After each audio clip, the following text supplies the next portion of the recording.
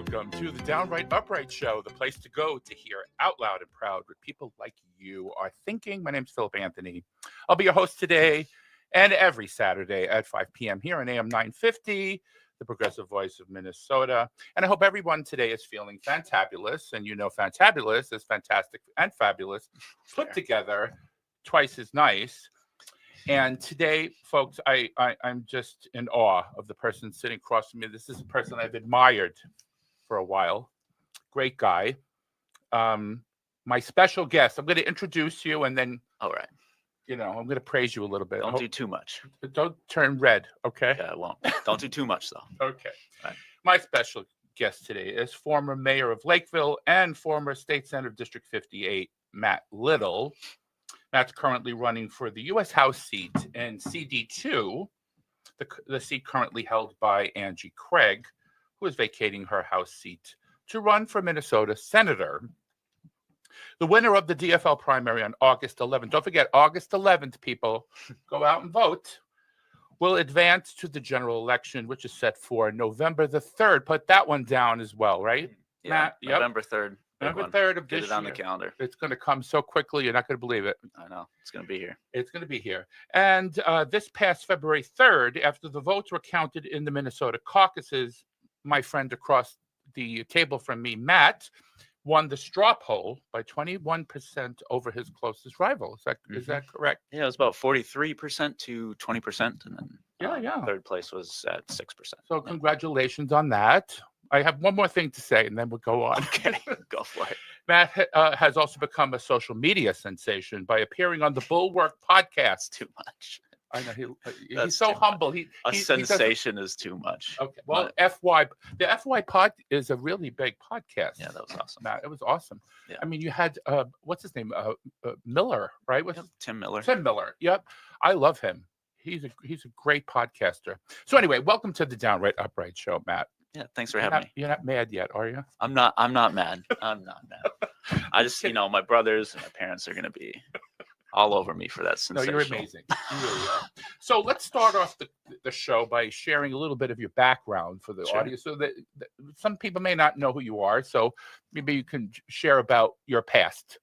Yeah, thanks. So born and raised in Lakeville. My parents still live in the house I grew up in. Both my brothers live in Lakeville. Went to Parkview Elementary, Scott Highlands Middle School, and then graduated Rosemount High School. Went on to get a political science degree, shocker, from the University of Minnesota Morris. Then after that, went out to DC for a little bit, for 2 years, and I worked for the Letter Carriers Union and taught letter carriers how to campaign and lobby for the issues they care about. Also got to be in Ohio for the 2008 election. I was the vote by mail director I was released to the AFL-CIO to be the vote by mail director out there. And that was a big win. As you may remember, 2008, kind of a good year. But the Obama election. Yeah. After that, I did teach English in Chile for a little bit, down in Puerto Natales, Chile. Nice. Yeah, it was a wonderful experience. And, but then I came back to run in my hometown, ran for city council. That was back in 2010 now. There were 8 people running back then, and I was able to get the second seat on the city council. Congratulations. Thank you. Started law school, and then during law school made the decision to run for mayor, served 2 terms as Lakeville's mayor, and then also after that served in the state senate. Most importantly, though, met my wife in law school. Her name is Coco. So we're both, hey Coco, we're still practicing. We're both practicing attorneys, and then even more important than that, we have a daughter together. And I know. Yeah, she's 6 years old. Oh, adorable. Thank you. She is the best. So 6 years old. She's in 1st grade, and we're just really proud of her. I wanted to add one thing. Weren't you the youngest person to be mayor of Lakeville? You hold the record, 27, I think you were at the time. Yeah, I was 27. Right? Yep, I was 27 when I got elected the mayor of Lakeville. So my, I guess the moniker was youngest mayor of Lakeville. I like to hold the best mayor of Lakeville moniker, but there's some disagreement there. So there have been just some really wonderful mayors in Lakeville, and but it's just kind of a dream to serve as mayor of your hometown. It really was. And how about serving as state senator for District 58? How was that experience for you? Yeah. So when you go from the from the mayor position to the state senate, you realize how bad partisanship got. There's just a lot of moneyed interest at the Capitol, and so the best part about being mayor, which again I will say is the best job I will ever have, because every day you wake up and you ask what's good for your city, and 95% of the time there's almost unanimous agreement during my term, and so I just really enjoyed that. In the state senate, there's just a lot of pull and push between all these issues, but we did find a way to get some things done. I led a bipartisan bicameral task force on making sure people had the insulin they needed to live. And that bill actually ended up passing. And then I'm really proud of getting metro mobility to Lakeville. Lakeville really didn't have a transportation option for seniors or those with disabilities. So was proud to get that done too. And we got a bunch of infrastructure stuff done as well. So really proud of what we got down there. Yeah. Well, it sounds amazing. Thanks. So what inspired you originally, when you, as far back as you can remember, to enter the realm of politics? Because it's a really rough business, I would say. And I've interviewed many politicians over the years.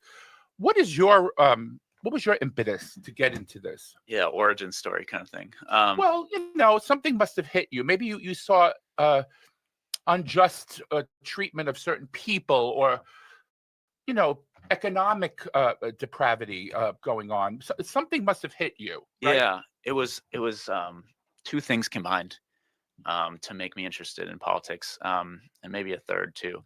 As a kid, I was really interested in sports. Which ones? Loved baseball. Me too. Loved playing soccer. My mom would not let me play football, much to my disappointment. But when I got to high school, I was still pretty scrawny, and sports was not going to be my future. And so then two things happened, which was my mom got really sick. She had really severe vertigo to the point where it was very hard for her to walk or drive or even work, and sometimes just impossible to sleep.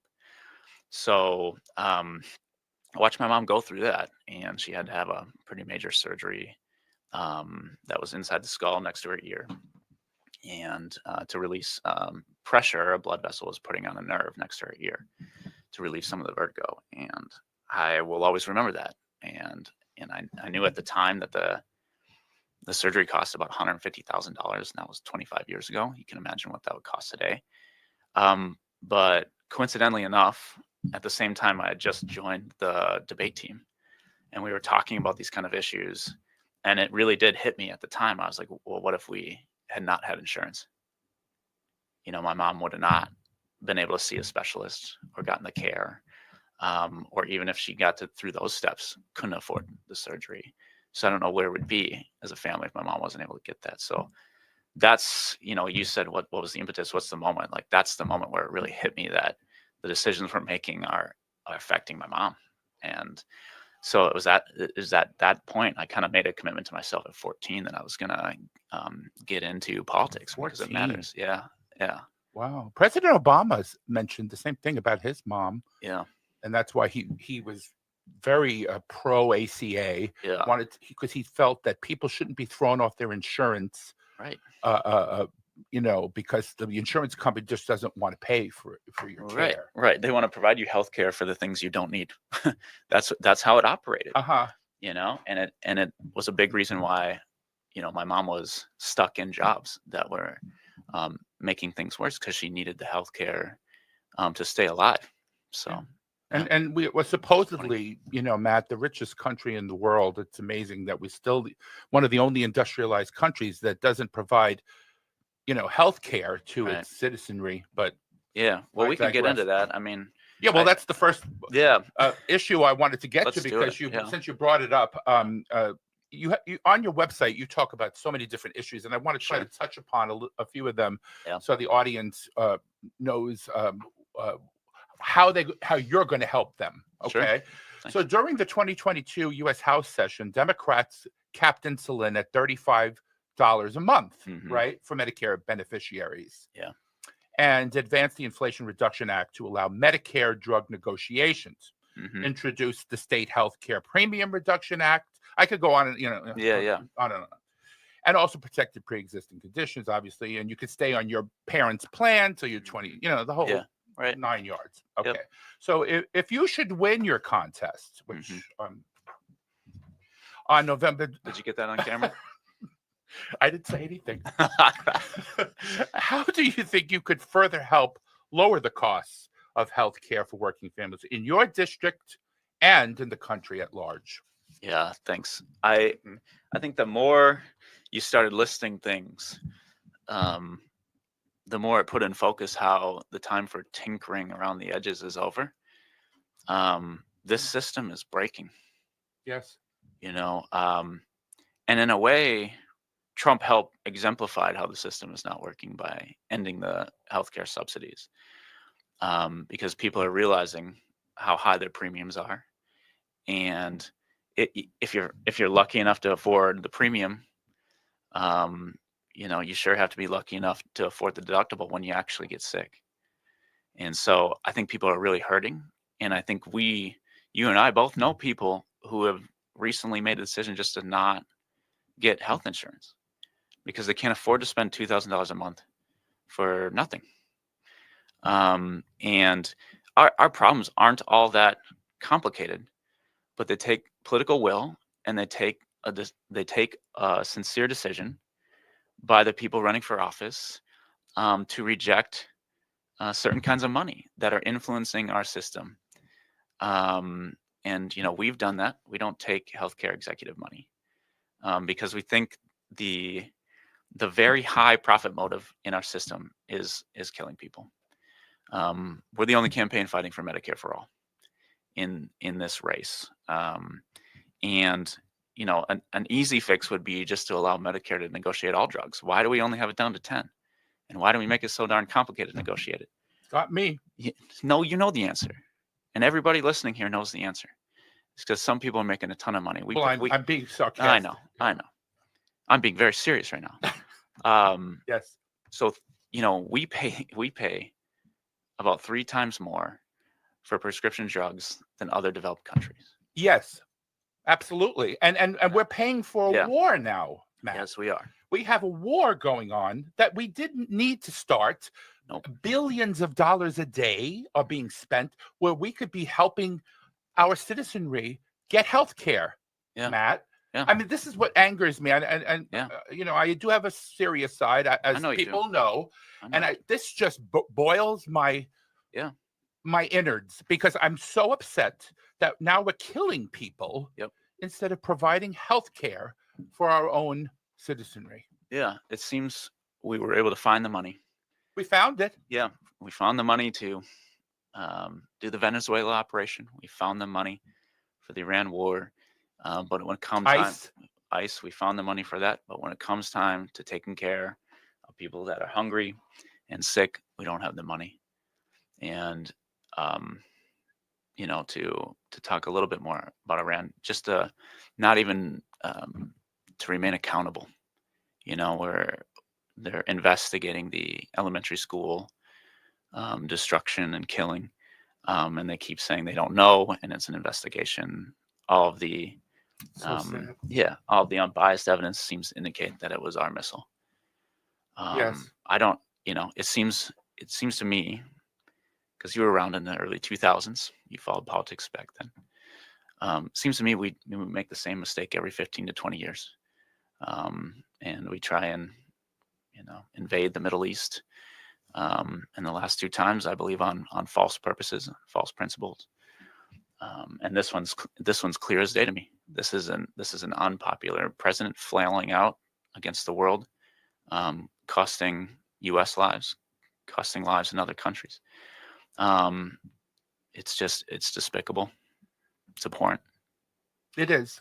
And by the way, that school that you were mentioning in Iran is, I think it's an elementary school for young girls. Yeah, you're right. Little girls. You're right. Yeah. So, I don't know. But this is what happens when you put a TV personality in charge. Yes. And they want to act all tough, and they change, Department of Defense to Department of War. This is what they wanted to do, and this is what they're doing. and it's exactly why that everybody listening here should be fighting their butts off to win this next election, because we can't continue down this path. I've been, my husband and I and a bunch of friends, we always go and protest whenever we can. Yeah, I've seen you out there a number of times. Thank you. Yeah. Yeah, I do. I'm not all talk and no action. You're not. I mean, and you're not either.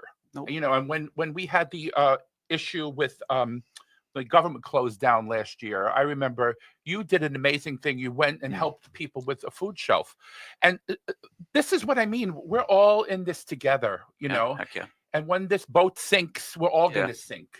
Yeah. And if we don't work together, hand in hand, like what's amazing is Minnesotans are going out in the street after the Renee Good killing, Yeah. after the Alex Preddy killing, and all the other attacks we've seen. Yeah. Because they love their neighbors. Yeah. It's amazing. It's what we do, and I think those with capacity, need to do something. And I've seen so many people, and you've seen so many people out there helping, and doing a lot of behind the scenes stuff, and just been really impressed with Minnesotans. We continue to not be deterred in who we are, just because they are going to be cruel. We won't be. Yeah. Yeah. And the thing is too, there are people out there with cameras, with their phones, Yeah. just documenting what they're seeing. And if we didn't do that, Matt, right, we wouldn't have had the material to say these were unjust killings. They could have made up a story and said she was doing this and he was doing that and yada yada. Yeah. And we wouldn't have had the documented proof. Correct. That's why you need to be out there. It's not, we're not interfering. They're using the term, I want to say interfering. Is that the term? Yeah, they often use you're impeding or interfering with an investigation. That's what they often use. And, their definition of that is, if you are out there holding them accountable, that's somehow impeding their investigation. How? Right. Now, they don't have an answer to that. When you ask them that, they don't have an answer. Of course not. And you and I have two eyes, and we've looked at those videos multiple times from different angles, by the way, because all the people were out there with their phones, right? Yeah. And especially with the, Renee Good, her tires were turned, her wheels were turned away from the man who shot her in the head 10 times or more. Yeah. And then Alex Preddy was helping two women, right, who were pushed on the ground. Yeah, we all saw that. But why are they? It's almost like gaslighting to me, Matt. Yeah. Why are they saying things that are not happening and they think we're going to believe them?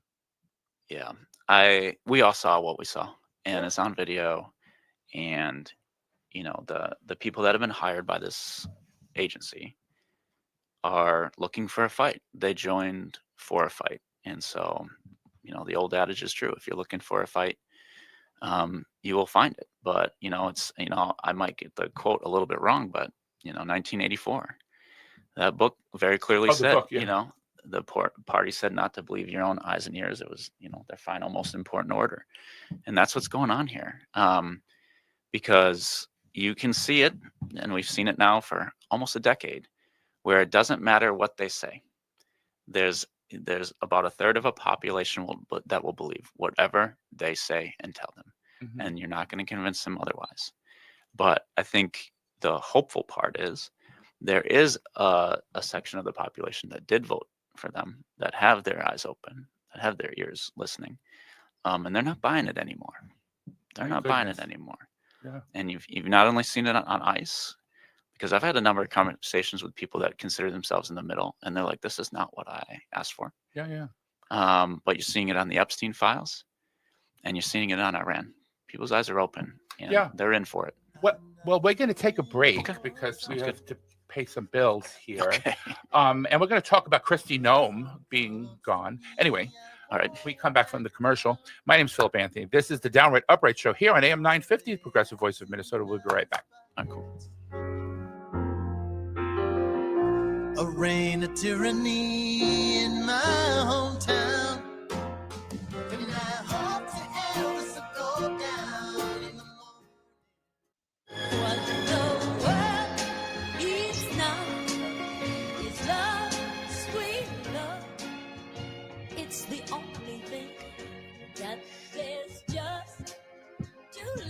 Welcome back to the Downright Upright Show. My name is Philip Anthony, and I'm here with Matt Little, running for CD2, the U.S. House. And before the break, we said we were going to talk about Kristi Noem being let go. Now I think Mark Wayne Mullen, who is a senator, currently a senator, is slated to take to go in front of the Senate and plead his case, why he thinks he'll do a better job. Yeah. What say you, Matt? Yeah, I'm not as familiar with him, and so we'll have to see what he has to say. But We'll talk about her then. Well, here's what I would say, which is, if the Trump administration is nominating him, that's probably enough for me to know he's not qualified. But we'll see. Kristi Noem set a pretty low bar, if a bar at all. But we'll see. Well, It'll be the same. It's going to be the same lies, the same deflection that we've received during every part of the Trump administration. Yeah. No matter who it is, because it could be any other name. You could have presented any other name today, and it'll be the same. Which is, they're going to go there. They're gonna tell the Trump lies as he wants them told, and then the Trump administration will fire them at the first sign of any trouble or flack. So. Didn't Holman say he was winding down the ICE presence in Minnesota? I'm hearing the opposite right now. What are you hearing? Yeah, so there's still about 600 ICE agents still in Minnesota. Though really, there's two really concerning parts, which is some of what I've seen is more plainclothes officers in cars that look more normal, more Minnesotan cars, less tinted windows, fewer masks, so they're trying to blend in better. Are they in uniform, or like they were before, or not as plain much clothes? Plain clothes. See more of that, but also the more concerning part is you starting to see bounty hunters. It seems like there is now a new bounty hunter strategy. Instead of having these ICE agents, it's one more removed, where they're just getting paid for picking up certain people. So obviously, a million concerns about that for the government employing bounty hunters in an organized way, because they don't want to be accountable for their own actions.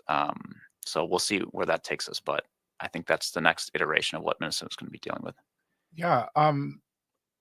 If you would like to talk about this, about your being out in the trenches out there, because I've seen your socials, and you've explained many times that you were sprayed, and you were, I think were you arrested or not? No, so were you I was tear gassed at a protest, but and just for observing, right? Well, it was the day out. Yeah, it was the day Alex Petty was murdered.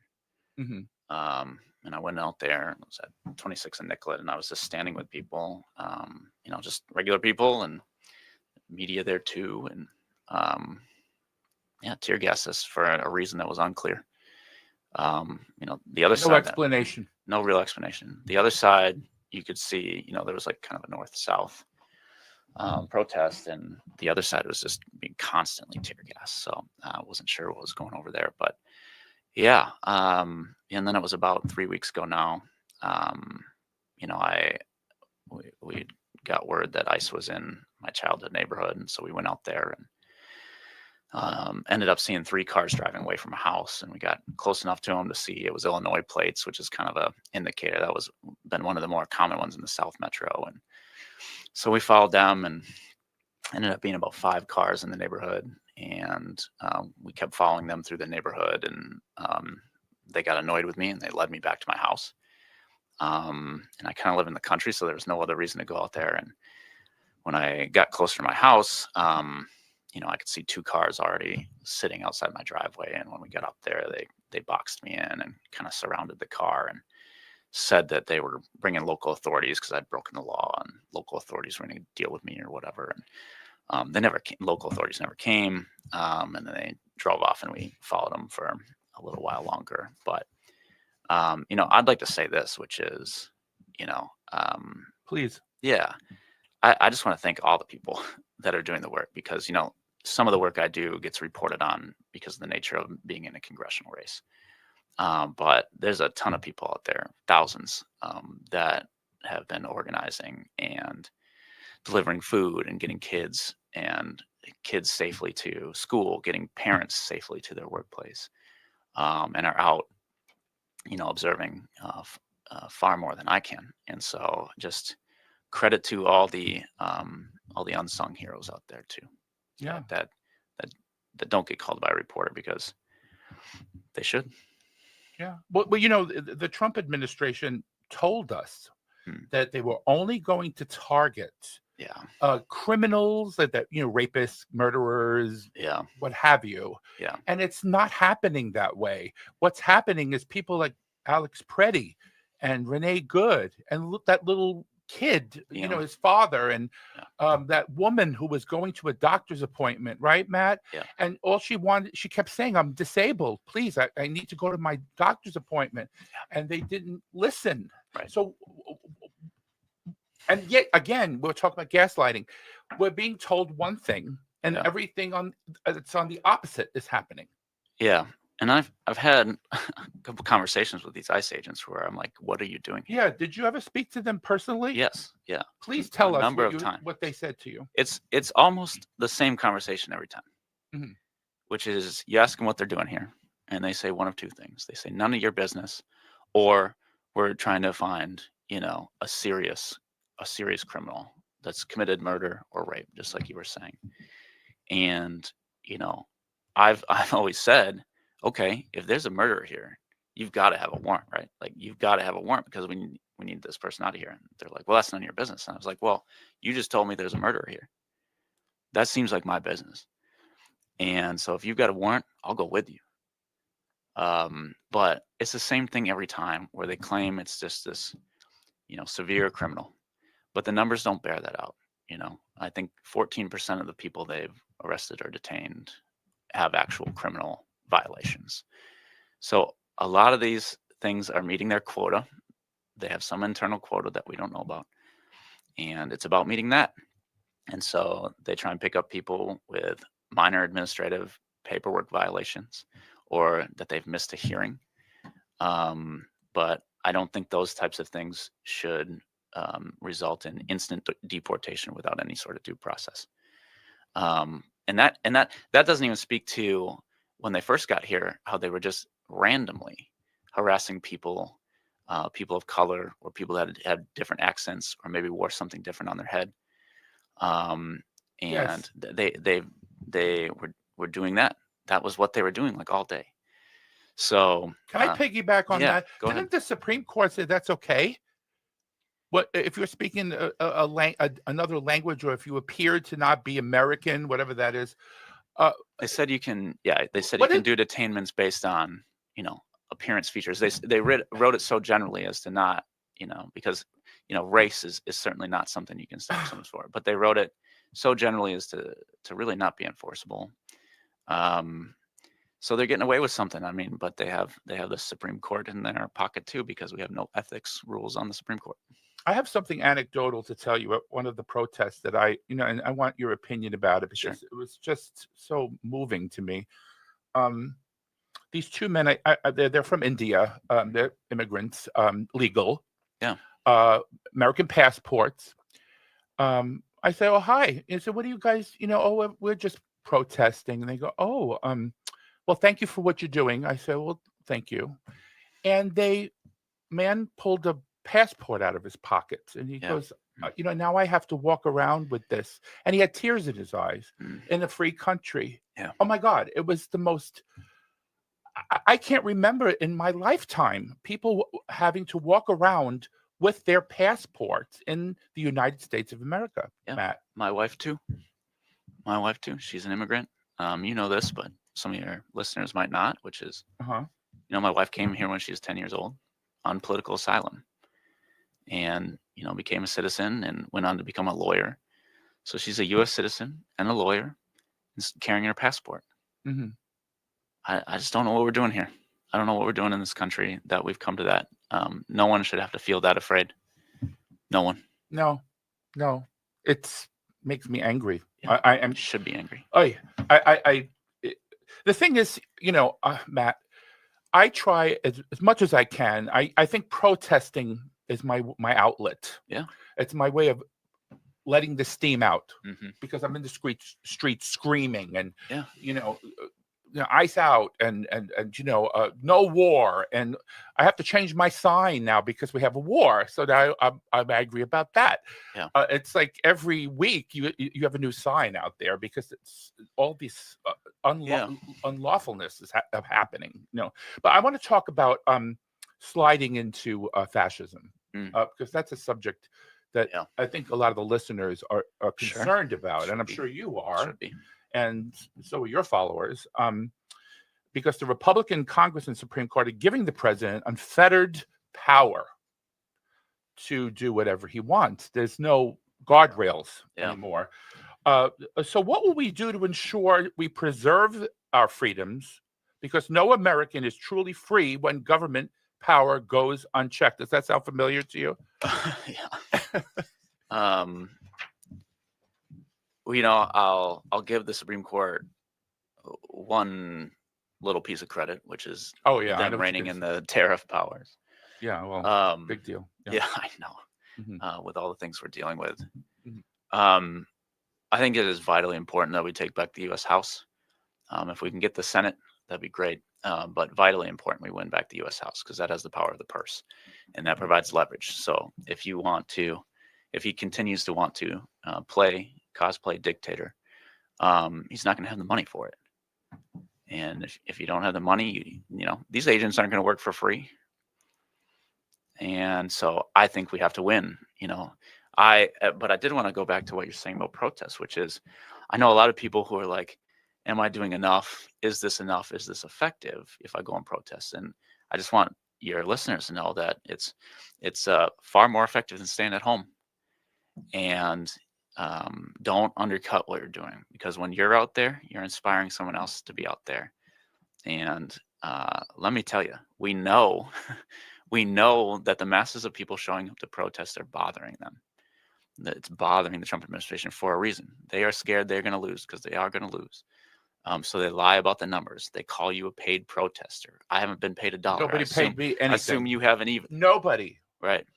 Please listen to me, folks. Yeah. Nobody Right. paid me a dime Right. to go out there, freezing cold weather, Right. freezing my tuchus off, as we used Right. to say in New York. Yeah. And because this is my way of letting off Yeah. steam and anger. Yeah. Because if you're not angry, I don't know what country you're living in right now. I know. So I would say this, those things are all effective.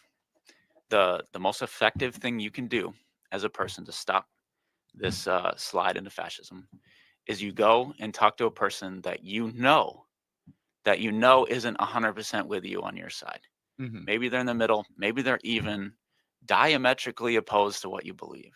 Mhm. But take on the energy cost and go talk to that person about what you believe, and be patient and really say what you believe and why it's so important that Donald Trump is not in charge. Because if we just talk to each other, we're not going to get anywhere. So we got to go out there and talk to people that disagree with us, or maybe these days have the propensity to agree with us a little bit. So take the opportunity, seize the moment. That's how you can be effective. And I'm not saying you got to do this 100 or 1,000 times. I will do that. I am doing that. But I just need you to go and talk to one person. Because if every single one of us that's listening here does that, that'll be enough to flip an election that matters. Yeah. So, all right. So let's move along. Let's make a little bit of a U-turn here, because okay. you had so many issues on your website, and I Sure. wanted to touch a little bit about some of the important ones, like Okay. reproductive freedom. Do you want to mention that, why it's an important issue for you? I don't think anybody should be telling you what you can do with your body. And that's not just because I'm a husband, and it's not just because I'm a dad. It's something I've long believed. Mhm. And I think if you're a Republican and you're a libertarian, and maybe you're rage listening to this, I would say I don't think you want the government telling anybody what to do with someone else's body either. Or who to marry is another Right, one. They're right. trying to tell you what to do, and Yeah, because if they can tell you not, they can tell you have to. And so I think it's you and your doctor. Yeah. And that's it. I've asked a lot of politicians this question. It's my favorite question. I'm going Okay, to ask go you, ahead. and I want to get your answer to this question. Now, a lot of politicians, I got my tongue tied, are always talking about working across the aisle. Sure. Did you ever hear that one? Okay, Yeah. so that's nice. Okay, Yeah. perfect. Yeah. But what are some of the issues? There's no way in God's green earth you would work across the aisle to, for example, reproductive freedom is one, right? What other ones that you would just never do? I think in this moment, you have to be very careful not to validate a single iota of this administration's work. Mhm. So I'm not, there's no way I'm going and standing next to Kristi Noem and say, thank you for anything. I'm not going to shake Donald Trump's hand and do a photo op to get a road built. Like John Fetterman, remember he was in the Sure. in the Senate, but when they were doing the State of the Union, and Trump pat him on the back. Yeah, I don't I think don't we want can him patting validate me the on- work. I don't Yeah. think we can validate their work because of the issues we are dealing with Mhm. into this slide. And so for me, I will be very careful. Yeah. Because I also don't want to validate anything JFK is doing. Another point, real quick. RFK, sorry. I Yeah, keep doing that. Yeah. Yeah. That's fine. Yeah. Ro Khanna, you're going to be working with him if you win, right? Yeah. He's working on the Epstein files. He's working on a lot of things. He's Very and impressive. with Thomas Massey, Yeah. who you got to give him credit. He's credit. a Republican, but he's doing a good job. Very good. What would you like to work with him on about the Epstein files if you should win this election? Getting more of these, I think files we can- released. Yeah. I think once we have the majority, the subpoena power becomes Yes. very powerful Mhm. and unavoidable, and there will be repercussions for not adhering to it. So good on those two for teaming up on this issue, because we cannot forget that this is one of the things Trump and his team ran on, releasing the Epstein files. And then as soon as they got in, But they didn't isn't want to that release them. everything that he said, And I Matt? mean, The and then there's- war and endless wars and right, yada, yada. everything he said is all projection of some sort. Yeah, exactly. And Mhm. because didn't they tell us that there wasn't even an Epstein file at one point when they got in? Oh, that doesn't exist, and it's millions of documents. Uh-huh. So we've got a lot of review that still needs to be done. Obviously, there's a bunch of stuff missing that includes Trump. So good on them, and I hope Thomas Massey wins his election, because I know he's under a lot of pressure. But sometimes you got to do the right thing and not worry about your own personal political career. You know why I I think some politicians should be reminded of that. Exactly. That's why. You know why I asked you that question? Uh-oh, you Because set me up. no. Because you said. Remember, I said about working across the aisle. Yeah. Thomas Massey, work Yeah. across the aisle with him. I mean, Yeah. he's working with you. Yeah. He's doing the good work, and so is Ro Khanna. If there's people across the aisle that want to do good work that I think helps people, I'm all for it. But you're not going to find me, bowing down in the Oval Office at any point. Yeah. Well, there's also files missing that pertain to the president with Yeah. this girl that she Right. testified. I mean, if the FBI is going to, keep, bringing you in front of them to ask you questions, there must be some iota of truth to what she's saying, right? Either way, it should be included in the investigation. But it's the reason we're in Iran. This is Oh. the reason we're there. Okay. That's my belief. I didn't think of it that way. Okay. You think like look over here while I do this to you over here, kind of thing? 100%. This is a very cliche wag the dog situation, Mm. and they do not want people talking about this. Thank you for that, Matt. Yeah. Well, we're going to take one more break, Okay. and then we have the short segment coming up. My name is Philip Anthony. This is the Downright Upright Show here on AM 950, the progressive voice of Minnesota. I'd hammer out a morning, I'd hammer out love between my brothers and my sisters all over this land. If I had a bell, I'd ring it in the morning.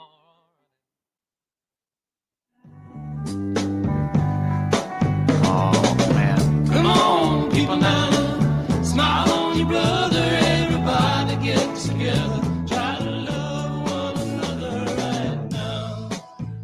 Welcome back to the Downright. Do you like my songs, Matt? A little more of that. Don't fade away. Play a little more of that. I love that song. I know it's the theme song for my show. Really, Is it really? Every you fits can so ask well. Patrick.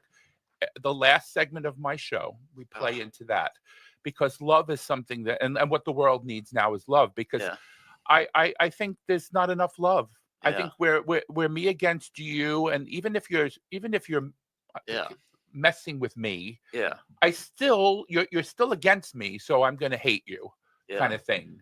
No, So, smile at your brother. Everybody get together. I mean, it's so great, and I think that applies even to this race, which is like you have 4 good choices in this race. There's another candidate jumped in a few weeks ago, and we have some policy differences, but when it comes down to it, thank you for saying that. We are all against this administration. Thank and you what for they're saying doing. that. Yeah. Because let me tell you, full disclosure, I interviewed 2 of your rivals. Yeah. And they're amazing. Yeah. Amazing human beings. What they're doing, and they're out there too, fighting for us. Yep. And we can't lose. Right. The DFL is just doing the do, as we say in New York. That's an expression in New York, doing the do. All right.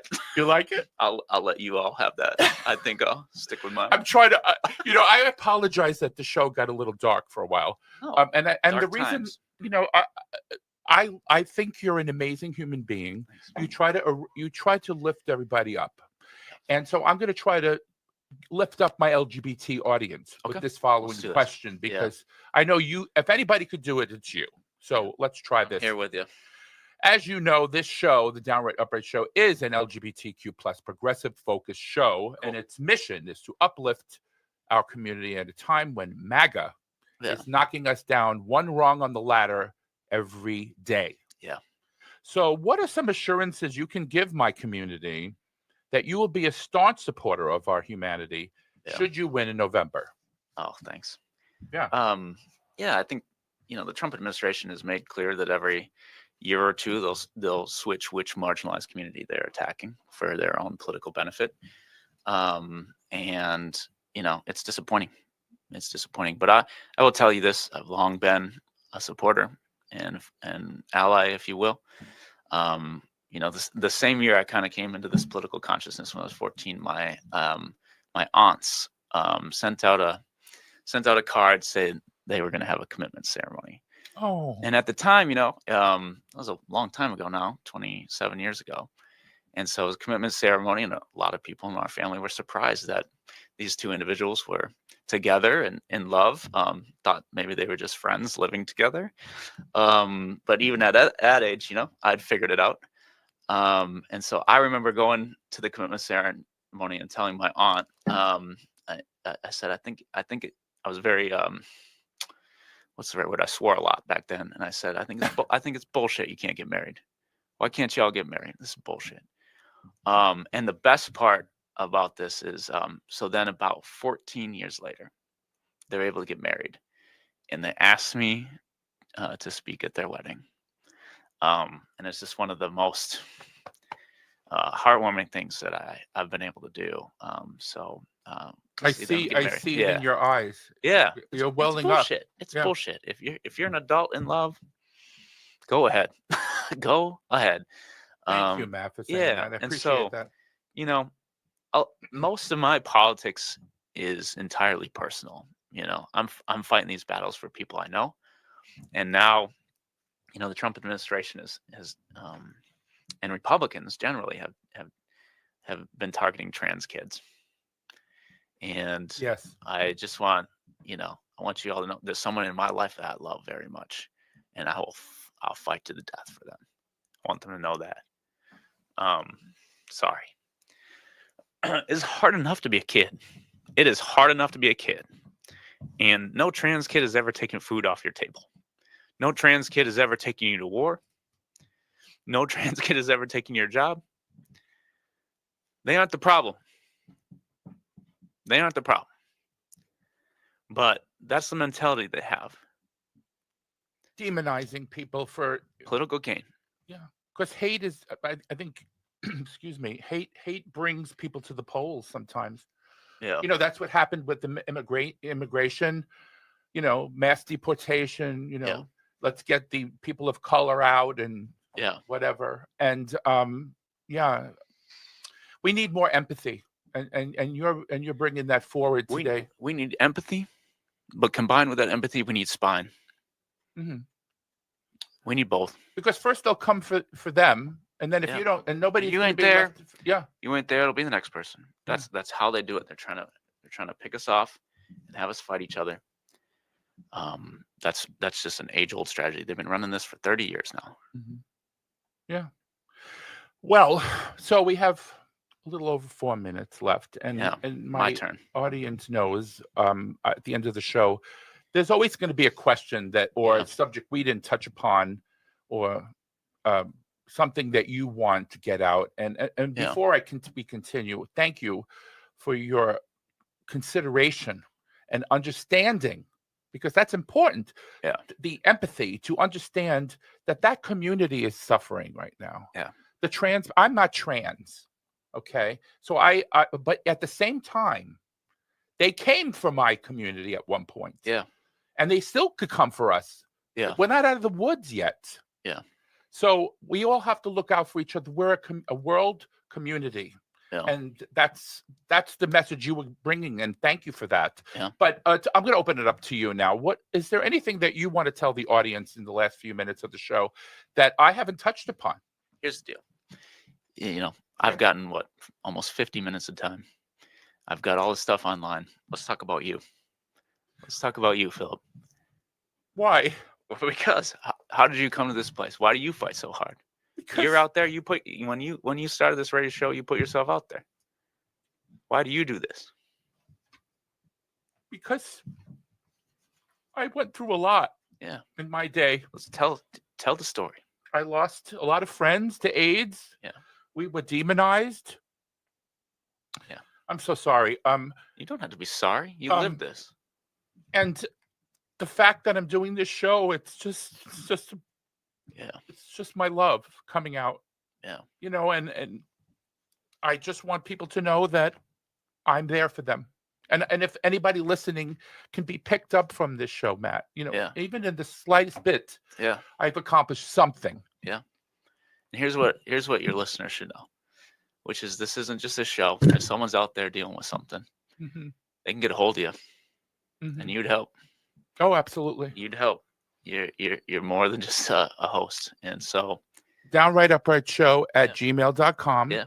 And Matt, there was a C-SPAN lady. Mhm. Yeah, I don't know if the video went viral. I know you've seen it, where she had 2 apples, a banana, and a can of soup every month since Trump's been president. Mm. When Biden was president, and she was crying. I would love to reach out to her and help her in some way.